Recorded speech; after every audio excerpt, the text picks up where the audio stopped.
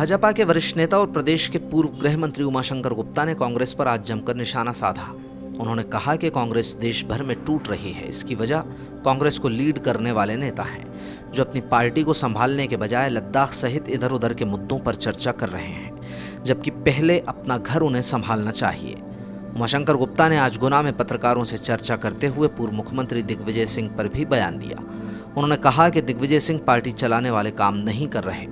उपचुनावों के बाद कांग्रेस की सरकार दोबारा बनने के सवाल पर गुप्ता का कहना था कि ऐसी नौबत ही नहीं आती अगर पहले ही लक्ष्मण सिंह को मंत्री बना दिया जाता और ज्योतिरादित्य सिंधिया से सड़कों पर उतरने की बात नहीं कही जाती। उन्होंने कहा कि कांग्रेस नेताओं के पास कहने को कुछ नहीं बचा। बाजार में मिलावटखोरी के सवाल पर उनका कहना था कि शुद्ध के खिलाफ युद्ध जारी रहेगा। जिन्होंने ये नारा दिया था वो अब भाजपा के साथ हैं। राजस्थान मामले पर प्रतिक्रिया देते हुए कहा कि पूरे देश में कांग्रेस का सूपड़ा साफ होता जा रहा है, हालांकि वो इसके बारे में ज़्यादा नहीं जानते। भाजपा की तारीफ करते हुए कहा कि पार्टी में आत्मसात करने की ताकत है, पार्टी में शामिल लोगों को अपना साथ चलने की क्षमता है, जबकि कांग्रेस पार्टी नहीं बल्कि अलग अलग नेताओं का समूह है जो धीरे धीरे बिखरता जा रहा है। मुख्यमंत्री के बने हैं और हम जानते हैं कि उस समय प्रदेश कोरोना के संक्रमण में भयंकर आ गया था, लेकिन पहले दिन से ही शपथ लेते ही मंत्रालय जाकर जिस प्रकार उन्होंने सारी मॉनिटरिंग की है, व्यवस्थाएं की हैं, उसके कारण काफ़ी हद तक हम उसको नियंत्रित कर पा रहे हैं। इसी प्रकार पिछले सवा साल में कांग्रेस की सरकार ने जो सारे विकास के काम ठप कर दिए थे उन्हें फिर से चालू करना, गरीबों के कल्याण की सारी योजनाएं फिर से उनको जीवित किया है, चालू किया है। किसानों के लिए भी जो काम सब लंबित थे, एक धोखा हुआ था उनके साथ, उस पर भी काम शुरू हुआ है। फसल बीमा की 3200 करोड़ रुपया उनके खातों में पहुंच गया है।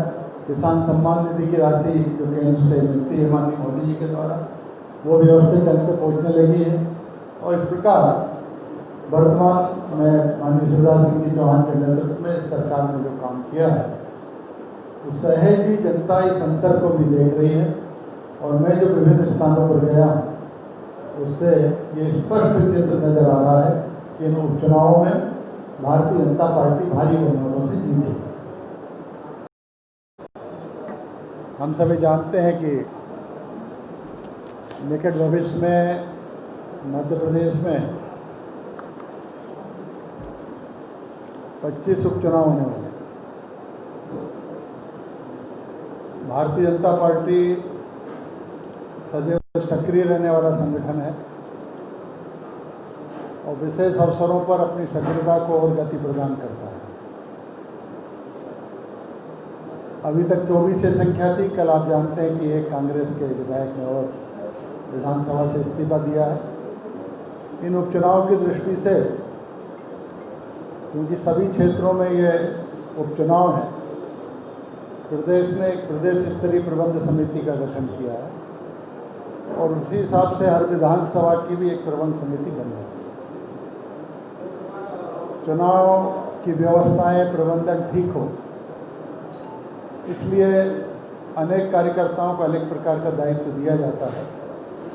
प्रदेश प्रबंध समिति ने यह निर्णय किया कि प्रबंध समिति के सदस्य विभिन्न विधानसभाओं में जाएं, वहाँ की कोर कमेटी, जिले के प्रमुख लोग प्रबंध समिति के साथ बैठें और चुनाव प्रबंधन का काम ठीक ढंग से, व्यवस्थित ढंग से गति पकड़े, इस हिसाब से बात करें।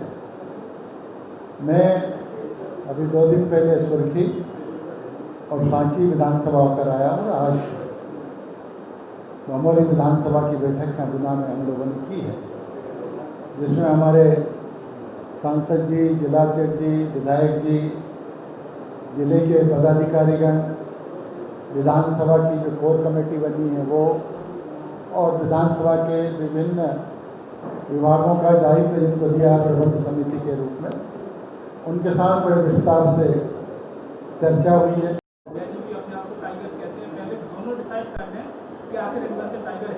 क्यों? एक जंगल में 2 टाइगर नहीं रह सकते क्या? तीसरे को नहीं घुसने देंगे। कांग्रेस सरकार ने एक योजना चलाई थी